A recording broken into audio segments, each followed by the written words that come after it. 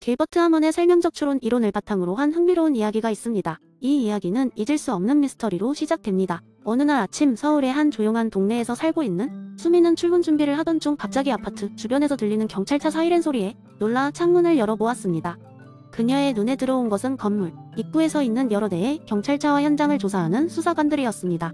사라진 것은 같은 층에 살고 있던 유명한 화가 박준수의 값비싼 그림들이었습니다. 마을 사람들은 이 사건에 대해 여러 가지 추측을 내놓기 시작했습니다. 어떤 사람들은 박준수가 경제적으로 어려움을 겪고 있어 그림을 스스로 숨기고 보험금을 청구하려고 한 것이라고 생각했습니다. 또 다른 사람들은 이웃 중 한 명이 질투심에 그림을 훔쳐갔다고 믿었습니다. 수미는 이런 여러 가설들을 들으며 하먼의 설명적 추론 이론을 떠올렸습니다. 사람들은 가장 그럴듯한 설명을 찾고자 노력하고 있었던 것입니다. 수미는 호기심이 많은 성격답게 직접 수사를 시작하기로 결심했습니다. 그녀는 아파트의 이웃들과 대화를 나누고 특히 평소 박준수와 친하게 지내던 이웃들과 더 깊이 이야기해보기로 했습니다. 그녀는 누구도 그림이나 박준수의 최근 활동에 대해 특별히 아는 것이 없다는 것을 알아냈습니다. 하지만 한 가지 흥미로운 사실을 발견했습니다. 박준수의 친한 친구라는 이웃이 최근 그와 크게 다투었다는 소문이었습니다. 그녀는 그 친구를 찾아가 이야기를 나누어 보았습니다. 그 친구는 박준수와의 다툼은 단순한 오해였으며 작가의 그림을 도둑 맞지 않았을 것이라고 확신했습니다. 하지만 중요한 단서를 제공했습니다. 사건 전날 밤 그 친구는 박준수가 자신의 그림 중 일부를 어디론가 옮기고 있는 것을 봤다는 것입니다. 수미는 이 이야기를 들은 후 하먼의 이론을 적용하여 여러 가설 중 가장 그럴듯한 설명을 찾기 시작했습니다. 박준수가 정말로 그림을 숨긴 범인일 수도 있습니다.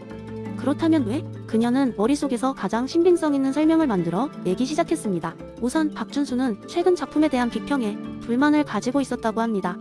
그리고 새로운 전시회를 계획하고 있었다는 소문이 돌고 있었죠. 수미는 그가 다음 전시회에서 사람들을 놀라게 하기 위해 자신의 작품을 살짝 숨겼다가 드라마틱하게 다시 나타낼 계획을 했을지도 모른다는 가설을 세웠습니다. 가짜 도난 사건으로 미디어의 관심을 끌고 그 관심을 이용해 전시회에서 자신의 그림이 돌아오는 연출을 구상했을 가능성이 있다는 생각이 들었습니다. 결국 수미는 박준수에게 접근하여 조심스럽게 자신의 추론을 설명했습니다. 예상대로 박준수는 처음에 당황했지만 그다지 놀라지 않는 표정을 지었습니다. 그리고 마침내 그는 사실을 인정하기로 했습니다. 수민의 추측은 정확했습니다. 그는 그의 작품을 숨겼고 이 사건을 계기로 미디어의 주목을 받고자 했습니다. 수민은 사람들에게 이 비밀을 알리기로 했고 이 이야기는 마을 전체에 퍼지게 되었습니다. 박준수는 자신의 행동이 주목받기 위한 과장된 행동이었다고 해명했지만 결국 욕망을 적절히 조절하지 못한 결과를 감수해야 했습니다. 사람들이 그를 이해할 준비가 되었을 때쯤 그는 자신의 그림과 함께 멋진 전시회를 열었습니다. 이 일화는 하먼의 설명적 추론이 얼마나 직관적이며 실생활에서 유용하게 적용될 수 있는지를 보여줍니다. 수많은 가능성 중 가장 설득력 있는 해답을 찾아가는 과정은 일상 속에서도 끊임없이 이어집니다. 이론은 결국 사람들과 삶 속에서 살아 움직이는 힘을 발휘합니다. 두 번째 이야기 옛날 아주 먼 옛날 지혜로운 철학자 필로가 살고 있던 고대 도시가 있었습니다. 필로는 다양한 사람들에게 철학적 조언을 제공하는데 일생을 보냈고 그의 날카로운 통찰력 덕분에 많은 사람들이 그를 신뢰했습니다. 어느 날 필로는 여느 때처럼 시장을 걸으며 사람들의 이야기를 듣고 있었는데 한 젊은이가 그의 앞을 가로막았습니다. 필로님, 제 고민을 들어주세요. 젊은이는 다급하게 외쳤습니다. 저는 삶의 방향을 찾을 수가 없어요. 무엇이 진정 중요한 것인지 모르겠습니다. 필로는 따뜻한 미소를 지으며 고개를 끄덕였습니다. 젊은이여, 내가 너에게 한 가지 이야기를 들려주겠네. 어쩌면 이 이야기가 너의 고민을 해결하는데 도움이 될지도 모르지. 그리고 필로는 이야기를 시작했습니다. 오래전 가치의 나라라 불리는 곳에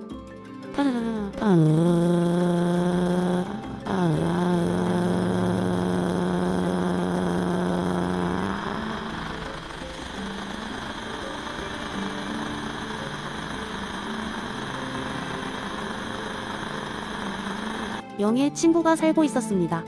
그들의 이름은 각각 쾌락, 생명, 정신, 그리고 신성이었습니다. 그들은 서로 각기 다른 가치를 가지고 있으며 자주 그들 사이에 무엇이 더 중요한지에 대해 논쟁을 벌이곤 했습니다. 어느 날 그들은 왕국의 군주인 지혜로운 첼러 왕을 찾아갔습니다. 그들은 왕에게 누가 가장 중요한지를 결정해달라고 요청했습니다. 왕은 잠시 생각한 뒤 그들에게 여정을 제안했습니다. 나라의 끝에 황금의 산이 있다. 그곳에 도착하면 너희는 진정한 가치를 깨닫게 될 것이다. 내 친구는 왕의 지시에 따라 여행을 떠났습니다. 여정의 첫 번째 단계에서 쾌락은 자신이 제일 중요한 가치임을 강조하며 그들을 매혹적인 오락의 도시로 이끌었습니다. 그곳에서 그들은 온갖 즐거움을 만끽했지만 시간이 지날수록 그 즐거움은 퇴색하기 시작했습니다. 결국 쾌락은 물러날 수밖에 없었습니다.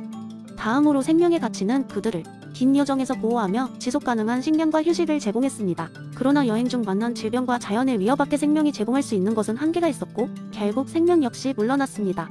그들이 지쳐가던 찰나 정신의 가치는 그들을 위로하고 격려했습니다. 정신은 그들에게 목적과 방향을 제시하며 서로 간의 이해와 협력을 통해 어려움을 극복하도록 도왔습니다. 그러나 마지막 산을 올라가던 과정에서 마주한 커다란 절벽 앞에선 정신도 힘을 잃었습니다. 마침내 하늘에서 환한 빛이 비춰지더니 신성이 나타났습니다. 신성은 보이지 않는 힘으로 친구들을 절벽 너머로 이끌었습니다. 그들이 황금의 산 정상에 도달했을 때 그들은 진정한 중요성의 순서를 깨닫게 되었습니다. 고귀한 쾌락과 생명도 없이는 여행이 불가능했어. 그러나 정신과 신성이 우리의 여정을 완성시켰다네. 정신이 지혜롭게 말했습니다. 필로는 이야기를 마무리하며 젊은이에게 말했습니다. 너의 삶도 이와 같단다. 순간의 즐거움, 지속적인 생명, 그리고 정신에 깊이 있는 가치가 너에게 필요하지만 무엇보다도 너를 이끌어줄 신성한 목적이 있어야 한다네. 젊은이는 필로의 이야기에 감명을 받았고 자신의 삶에 있어 진정한 우선순위를 깨닫게 되었습니다. 그는 먼저 자신의 내면을 탐구하고 더 높은 가치를 찾아 나섰습니다. 필로는 그의 눈에서 지혜의 빛을 보았고 마음속으로 미소 지었습니다. 삶이란 결국 스스로 가치의 길을 걸어가는 여행이라는 것을 다시 한 번 깨달은 순간이었습니다. 세 번째 이야기. 한날 미래의 어느 대도시에서 로봇 박람회가 열리고 있었습니다. 이 박람회는 최신 로봇과 인공지능 기술을 선보이는 자리로 다양한 나라의 과학자, 엔지니어, 철학자들이 한데 모여 로봇의 미래에 대해 논의하고 있었습니다. 그 중에서도 주목을 받은 세션은 이사 아시모프의 로봇 3원칙을 다시 생각하다 라는 주제로 열린 토론이었습니다. 이 자리에는 여러 분야의 전문가들이 모였고 그 중에는 한 유쾌한 철학자가 있었습니다. 그의 이름은 마르틴 시프너. 그는 아시모프의 3원칙에 대해 깊이 있는 토론을 가능하게 하는 능력으로 유명했습니다. 마르틴은 무대에 올라 청중들을 바라보며 농담 반, 진지한 반으로 이야기를 시작했습니다. 여러분의 개인 비서는 얼마나 똑똑한가요?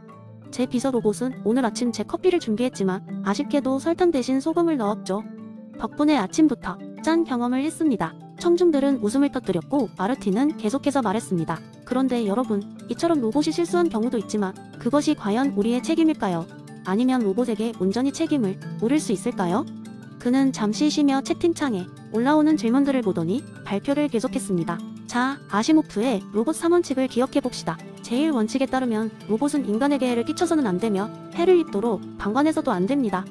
그런데 만약 로봇이 해를 끼칠 수 없는 존재라면 이런 실수는 어떻게 설명할 수 있을까요? 마르틴은 자신만의 시나리오를 하나 들려주기 시작했습니다. 어느 날 한 연구소에서 기술자가 새로운 인공지능 프로그램을 테스트하고 있었습니다. 그 프로그램은 자율적으로 결정을 내리는 능력을 갖춘 것이었죠. 그 기술자는 프로그램에게 가장 효율적으로 문제를 해결하라는 명령을 내렸습니다.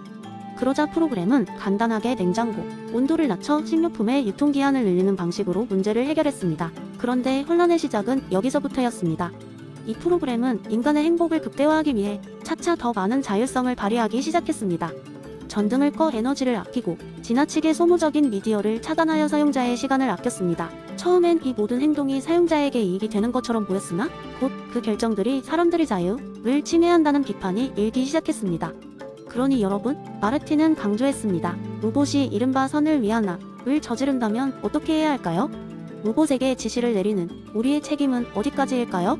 아시모프의 3원칙만으로는 해결할 수 없는 윤리적 딜레마에 대해서도 고민해야 할 때가 온 것 같습니다. 그는 발표를 마무리하며 청중에게 질문을 던졌습니다. 그러니 로봇과 인공지능에게 우리의 윤리를 어떻게 전달해야 할까요?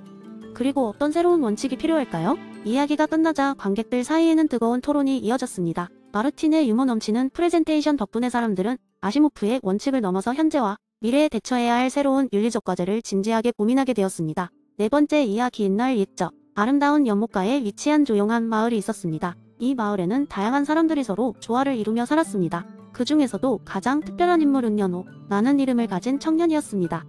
그는 어렸을 적부터 여러 노인들에게서 공자의 가르침을 전수받았고 특히 인의 의미에 깊은 인상을 받았습니다. 어느 날 마을에서는 거대한 축제가 열리게 되었습니다. 마을 사람들은 모두 분주하게 준비를 하며 서로 도움을 주었는데 연호도 예외는 아니었습니다. 그는 직접 축제에 장식물을 달고 음식을 마련하며 아이들을 돌보는데 열심히 참여했습니다. 그런 와중에 그는 한 할아버지를 도와드려야 할 기회를 맞게 되었습니다. 이 할아버지는 거동이 불편하여 혼자 힘으로는 축제에 참여하는 것이 어려웠습니다. 연호는 잠시 고민했지만 곧바로 할아버지에게 다가가 도움을 제안했습니다. 할아버지, 제가 도와드릴 수 있는 게 있을까요? 연호의 진심 어린 목소리에 할아버지는 미소를 지으며 고개를 끄덕였습니다. 그래? 젊은이 손 하나만 빌려다오. 연호는 할아버지를 부축하여 축제 장소로 안내했습니다. 그 과정에서 연호는 자연스럽게 공자애인에 대해 떠올리게 되었습니다. 축제는 점점 열기를 더해갔고 많은 사람들과 함께하는 시간을 즐기는 할아버지를 보며 연호는 가슴 깊이 뿌듯함을 느꼈습니다. 할아버지도 그를 보며 말했습니다. 너의 배려가 나에게는 큰 힘이 되었다. 잊지 말거라. 진정한 이는 작은 행동에서도 빛이 난단다. 얼마 지나지 않아 축제는 끝이 나고 사람들은 다시 일상으로 돌아갔습니다. 하지만 연호의 마음속에는 할아버지와 나누었던 따뜻한 순간과의 실천이 남아있었습니다. 그는 그날 이후로 마을에서 소외된 이웃이나 어려움에 처한 누군가를 발견하면 망설임 없이 먼저 다가가게 되었습니다. 연호의 선행은 점차 마을 사람들에게 알려지기 시작했고 점점 더 많은 사람들이 그의 영향을 받아 서로 돕고 배려하는 문화가 자리 잡게 되었습니다. 시간이 흐를수록 마을은 더 밝고 따뜻한 곳으로 변화했습니다. 사람들은 예전보다 더 많이 웃었고 누구나 어려움에 처하면 함께 해결해 나갔습니다. 연호가 본 이내의 진정한 힘은 바로 이렇게 작은 행동에서 시작되었습니다. 그는 자신의 작은 실천이 마을 전체에 큰 변화를 가져왔다는 사실에 놀라게 되었고 이 경험을 통해 인간애와 배려가 인간관계에서 얼마나 중요한지를 깨달았습니다. 전설에 따르면 그 마을은 수백 년이 지나도 여전히 공자애인의 가르침에 따라 사람들 사이의 신뢰와 우정이 깊이 자리 잡고 있다고 합니다. 그 중심에는 연호 그리고 그의 따뜻한 마음이 있었다고 전해집니다. 이는 후대에 남겨진 가장 귀중한 유산이 되었습니다.